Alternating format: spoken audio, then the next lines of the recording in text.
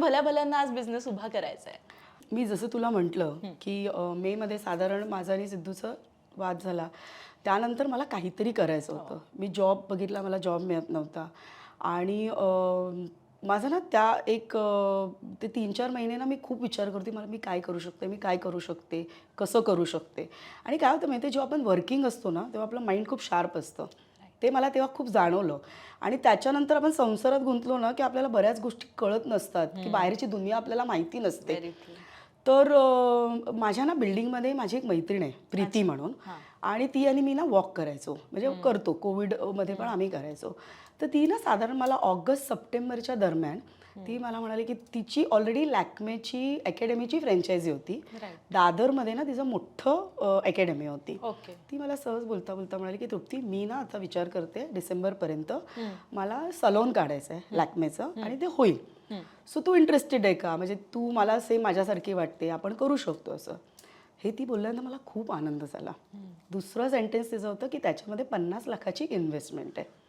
बरं, माझ्याकडे पैसे नव्हते, मी तुला स्पष्ट सांगते, कारण कधी एवढं डोकंच चाललं नाही ना. आपल्याला असं वाटत असतं की यार चला जे आहे ते दोघांचं आहे, संसारात चाललंय ते. तर माझ्या अशा इंडिव्हिज्युअल बँकेमध्ये माझ्याकडे फक्त 5-7 लाख रुपये होते, त्याच्याहून जास्त माझ्याकडे पैसेच नव्हते.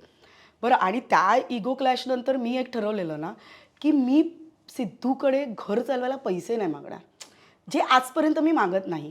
मी तुला हे स्पष्ट सांगते की म्हणजे हे न बोलता आमच्या दोघांमध्ये खूप क्लिअर आहे ना की मुलांची फीज आहे, ट्युशनची फीज आहे, जे मोठी खर्च आहे ते तो करतो. स्विगी, झोमॅटो, मुलांचे काय खाऊ म्हण किंवा छोटी मोठी बिलं आहेत हे मी भरते. जे मला परवडेबल आहे ते मी स्पष्ट सांगते. पण मी त्या दिवशी ते एक गोष्ट ठरवली होती की भाई आज के बाद मैं मेरा चीज म्हणजे स्वावलंबीपणे करणार, ते मी करत होते. तर ती मला म्हणाली 50 लाख. बरं, मला माहिती होतं हे 5-7 लाख रुपये पण मला टाकता येणार नाही, कारण आपल्याला आयुष्यामध्ये पुढे अजून जायचं आहे ना. मी त्याला म्हटलं माझ्याकडे पैसे नाही आहेत. पण तर ती म्हणाली की माझ्याकडे पण नाही आहेत, कारण ती वर्किंग होती. मग तिला मी म्हटलं की बघ, पण हे पैसे आपण उभं करू, जे काय असेल ते, त्याचे जे काय रिपल्केशन असतील ते आपण दोघं मिळून करू. ती म्हणाली डन. मग आम्ही काय केलं, 10 लाख रुपये आमच्या बिल्डिंगमध्ये ना एक पल्लवी नावाची आमची कॉमन फ्रेंड होती, तिला मी अप्रोच केलं. ती म्हणाली ठीक आहे. तिने आम्हाला 10 लाख रुपये दिले. 10 लाख माझ्या फॅमिलीकडनं, 10 लाख तिच्या फॅमिलीकडनं, 10 लाख तिने ऑफिसच्या फ्रेंड्सकडनं घेतले, 10 लाख मी माझ्या ऑफिसच्या माझे जे जर्नलिझमचे अपर्णा, सविता असे आहेत फ्रेंड्स त्यांच्याकडून मी घेतले. आणि हे सगळे पैसे ना आम्ही 8% व्याजेवर घेतले.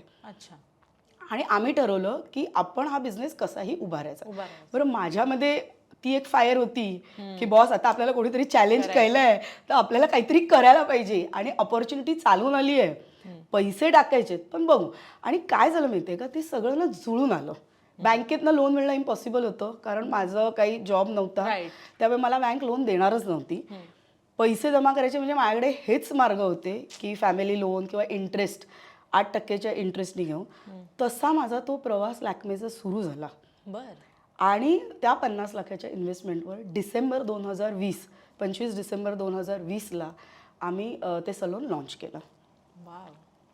बरं, पण आता अर्थात तुम्ही लोन म्हणजे मित्राकडनं वगैरे घेतलं, पण मग हे सगळं तुम्ही स्वतःच्या जीवावरती ते परतफेड सुद्धा त्याची केली म्हणजे सगळी. सो एकंदरीतच जेव्हा अशा प्रकारे सुरुवातीला बिझनेस सुरू करायचा आणि एखाद्या स्त्रीचे एवढे कॉन्टॅक्ट्स नाही आहेत किंवा काय, मग तिने तो कसा सुरू केला पाहिजे किंवा फायनान्शियल मॅनेजमेंट तिने साधारण कशी केली पाहिजे? मी तुला सांगितलं ना की बघ, आता माझ्यासारख्या बऱ्याच स्त्रिया असतील, 50 लाख ही खूप मोठी गोष्ट आहे. माझी जी पार्टनर होती तीही माझ्याबरोबर खूप स्ट्रॉंग होती, म्हणून मी बहुतेक 50 लाखाचं इन्व्हेस्टमेंट करू शकले. पण मी प्रत्येक स्त्रीला हेच सांगेन ना की आजकाल गव्हर्नमेंटच्या योजना आहेत भरपूर. मला कधी कधी DMs येतात, तर त्यांना मी सांगते की तुम्ही गव्हर्नमेंटला अप्रोच करा. नॉट ओन्ली म्हणजे लॅक्मे हे माझं फ्रँचायझी आहे म्हणून त्याचे 50 लाख आहे, पण तुम्ही छोटे मोठे बिझनेसेस जेव्हा काढाल तर तुम्हाला एवढे पैसे लागणार नाहीत. त्यामुळे अप्रोच करा, तुमचं फ्रेंड सर्कल बघा, किंवा आता मी माझ्या बहिणीकडनं पैसे घेतले होते, पण हा इंटरेस्टवर ह्याच्यासाठी घेण्याचा माझा हट्ट होता ना की ते मला परत फेडायचे आहेत, ते माझ्या लक्षात राहावे, म्हणून मी ते इंटरेस्टवर घेतले होते. त्यामुळे फॅमिली लोन बेस्ट आहे. तुमचे मित्रमैत्रिणी जे काय तुम्हाला मदत करू शकतात त्यांच्याकडनं पैसे घ्या, ते तुम्ही करू शकता. खरंय खरंय. आणि आता लॅक्मेच्या पुढे जाऊन त्याच्यानंतर तुम्ही तुमच्या स्वतःच्या म्हणजे मुलींच्या नावानं सुद्धा बिझनेस सुरू केला. कशी त्याची सुरुवात झाली, काय कल्पना होती की आता हे सगळं चाललंय पण मग ते स्वतःचे वेगळे बिझनेसेस काढणं कसं मनामध्ये आलं? मी तुला ना एक गोष्ट सांगते. म्हणजे मी 2020ला लॅक्मे सलोन केलं. 2022च्या स्टार्टिंगला मी स्वैरा एंटरप्राइजेस, स्वरा आणि इरा मला 2 मुली आहेत. हो. तर त्यांच्या नावाने मी कंपनी उघडली. त्याच्यावर मग मी बनारसी साडीज काढले आणि तिसरं तृप्ती कॉटेजेस. राईट. सो या तिन्ही गोष्टीमध्ये ना माझं एक कॉमन गोष्ट होती, मला फायनान्शियली इंडिपेंडेंट व्हायचं होतं. मला पैसे कमवायचे होते. मी व्हेरी क्लिअर सांगते, घर चालवण्यासाठी मला पैसे कमवायचे होते. म्हणून मी हे 3 बिझनेसेस काढले. मी तुला तेही सांगते का. राईट. मी जेव्हा सलोन लॉन्च केलं तेव्हा मी 50 लाखाचं लोन घेतलं होतं. बरोबर. ओके. बरोबर. साधारण तेव्हा मला असं वाटलं होतं, पहिला बिझनेस ना, मला वाटलं ठीक आहे चला आपल्याकडे पैसे येतील, म्हणजे आपण ते परतफेड करू नाही पटकन. पैसे म्हणजे आपण कमवू, हा. त्याच्यानं ओके, मला ओके, काहीतरी ओके. प्रॉफिट हा, हा, हा, होईल. हा. ओके. म्हणजे माझा जो फायनान्शियल इंडिपेंडन्सची गोष्ट Right. होती ती ह्याच्यामधनं पूर्ण होईल अच्छा. असा एक साधारण माझा अंदाज होता. पण 2020ला तो लॉन्च केला आणि पुन्हा 21ला सेकंड फेज आली कोविडची.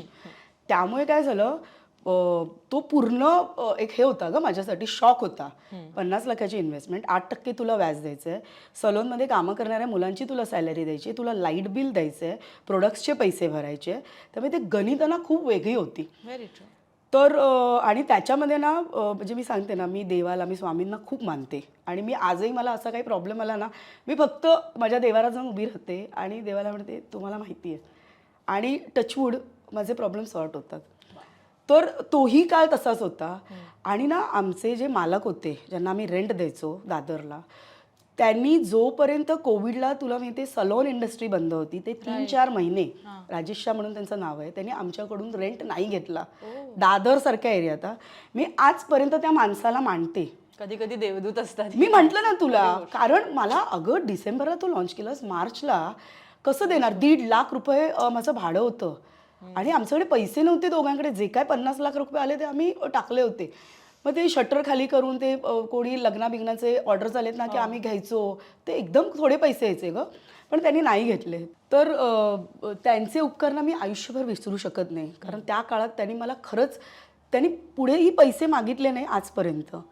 सो ती एक गोष्ट. आणि तोपर्यंत माझ्या लक्षात आलेलं ना 2021च्या मिडपर्यंत की हे गणित आपल्याला वाटतंय थोडं सोपं नाही आहे, कारण 8% व्याज द्यायचंच आहे आपल्याला, लोकांचे पैसे आपल्याला द्यायचेच आहेत.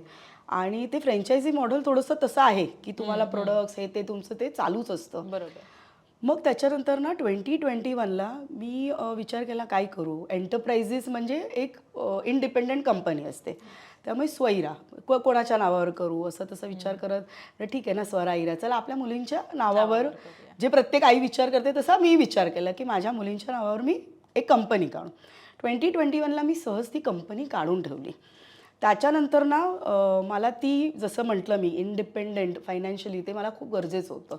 आणि मला महिन्याला ना माझं एक घर होतं मालवणीला, मालाडला, लग्नाआधी घेतलेलं, त्याचे मला 10-12 हजार रुपये यायचे, पण 10-12 हजार रुपयेमध्ये काही होत नाही. बरोबर. त्यामुळे मला ते रोलिंगसाठी ना पैसे पाहिजे होते. मग माझा एक भाऊ होता, तो ना ते बनारसी साडीज असे विकायचा. तर माझ्या डोक्यात ना ते क्लिक झालं की ठीक आहे ना, आपण तो ब्रँड करू स्वैरा एंटरप्राइजेसचा, स्वैरा साडीज म्हणून. मी गेले, मी त्याला अप्रोच केलं, त्याला विचारलं कसा बिझनेस असतो काय. मी त्याला सांगितलं बाबा माझ्याकडे खूप काही पैसे नाही आहेत, मी साधारण एक 20-25 साड्यांपासून सुरुवात केली. म्हटलं बघू ना कसं करतो आपण, काय करू शकतो. आणि मग त्या साड्या मी एक्झिबिशन्स केले, मैत्रिणींमध्ये त्या तो ब्रँड सांगितला आणि तसं मी सेकंड ब्रँड सुरू केला. आणि तुला मला हे सांगताना खरंच आनंद होईल की सिद्धू नंतर माझ्या आयुष्यात ना खूप चांगल्या मैत्रिणी आल्यात. तर जेव्हा मी हे एक्झिबिशन्स केले किंवा ऑनलाईन साड्या लॉन्च केल्या ना, तर अर्चना नेवरेकर म्हणून आहे, तिला माझ्या मोठ्या बहिणीसारखी आहे अर्चना ताई, मी तिला म्हणते. तर तिने ना माझा हा ब्रँड खूप जणांना इंट्रोड्यूस केला. तिने स्वतः माझ्याकडनं ना, तिला कोणाला गिफ्ट द्यायचं असेल तर ती माझ्याकडनं साड्या घ्यायची, त्या लोकांना ती गिफ्ट करायची.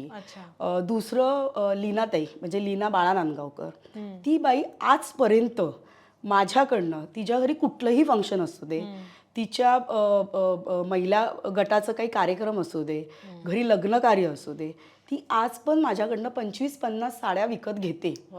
गार्गी ती मला अजिबात नाही विचारत या साड्यांची प्राईस काय, त्या साड्यांची प्राईस काय.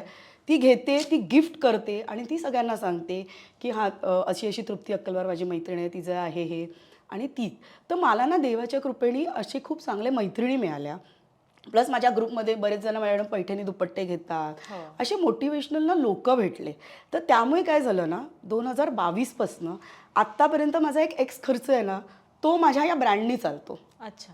म्हणजे मी मोठे एक्झिबिशन्स नाही करत, मी माझ्या सलोनमध्ये करते किंवा जे दादरमध्ये माझ्या ओळखीचे आहेत, माझ्या मैत्रिणी आहेत, त्यांना कधी काय हवं असेल ते येतात घेतात. टचवूड मी माझ्या सलोनमध्येच तो स्टॉक ठेवलेला आहे, त्या बायका येतात घेतात. तर त्यामुळे या ब्रँडची मी सुरुवात केली. आणि माझं असं होतं ना की लॅक्मेचे पैसे द्यायचे आहेत, त्यामुळे माझ्या ते लक्षात आलं होतं एवढ्या लवकर म्हणजे आजही मला लॅक्मेमधून पैसे नाही मिळत.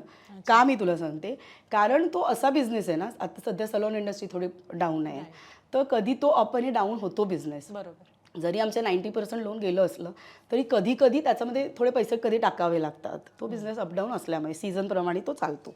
पण हा आहे ना बिझनेस, त्याच्यामध्ये मला पैसे मिळायला सुरुवात झाली. So he I was very happy की माझा तो रोलिंगचा एक विषय होता ना, तो मला एक साधारण 22च्या दरम्यान सुरू झालेला, बरोबर. 1 वर्षाच्या स्ट्रगल नंतर. तर त्यामुळे सेकंड बिझनेस. तिसरा बिझनेस सेम माझ्या डोक्यात ना आजही चालू आहे. माझ्या डोक्यात बरेच बिझनेसेस चालू आहे, पण मला ते ना क्लिक झालं ना की नाही यार हे करण्याची हे होगा, तर मी करते. सर साधारण ना ते विला किंवा कॉटेजेस चालवायचं ना असं माझ्या डोक्यात बऱ्याच दिवसापासून होतं. पण पुन्हा तेच ना, पैसे कुठून आणणार.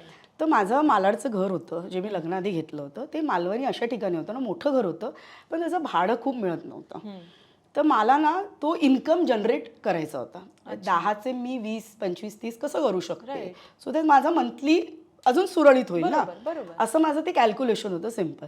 तर मला ते घर काढायचं होतं, पण मला ना पॅरलली काय मिळत नव्हतं. मला दुकान घ्यायचं होतं, पण खूप कमी पैसे येत होते आणि माझ्याकडे पैसे नव्हते वरती टाकायला, त्यामुळे मी दुकान घेणं इम्पॉसिबल होतं. आणि माझ्या वडिलांनी ना जो विला आता आम्ही घेतला आहे तृप्ती कॉटेजेस असं नाव आहे, त्याचं फेसबुकवर ॲड बघितली. त्यांनी मला ना रात्री 12 वाजता फोन केला. माझं माहेरचं नाव सोनी आहे, पेट नेम. म्हणजे सोनी हे बघ हे असं असं आहे, तू बघ. त्यांनी मला ना फोटो स्क्रीनशॉट असं पाठवला. मी दुसऱ्या दिवशी सकाळ सकाळ ना त्याला म्हणजे जो एजंट होता त्याला फोन केलं. जुलैचा महिना होता, खूप पाऊस होता. मी आणि बाबा तिकडे गेलो. आम्हाला तो विला आवडला आणि ते माझ्या बजेटमध्ये बसण्यासारखं होतं. टू बी व्हेरी फ्रँक, म्हणजे मी जे मालाडचं घर काढणार ते पैसे येणार आणि ते पैसे मला इथे द्यायचे होते. आणि तो जो माणूस विकणार होता ना त्याला अजून काहीतरी घ्यायचं होतं, त्यामुळे त्यालाही ती गरज होती. So it was like that. मग मी म्हटलं की यार चांगलं आहे ना, म्हणजे आणि ते बघून ना एक मला साधारण असं विजन होतं की ये मैं चला सकती हूँ, ये बिझनेस मैं कर सकते, म्हणजे मी करू शकते. मग तसं मी टोकन दिलं, तसं तो मी बिझनेस सुरू केला. तिथे स्विमिंग पूल वगैरे काढायचं होतं, तर त्यासाठी मी माझे काही थोडे 2-3 दागिने विकले, कारण 10 लाखाचं ते स्विमिंग पूल बनवायचं होतं.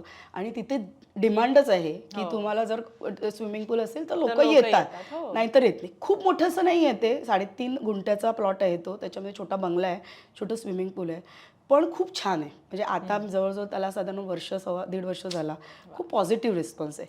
तर ते 10,000चं माझं इन्कम ना एक 25-30 हजारावर आलं.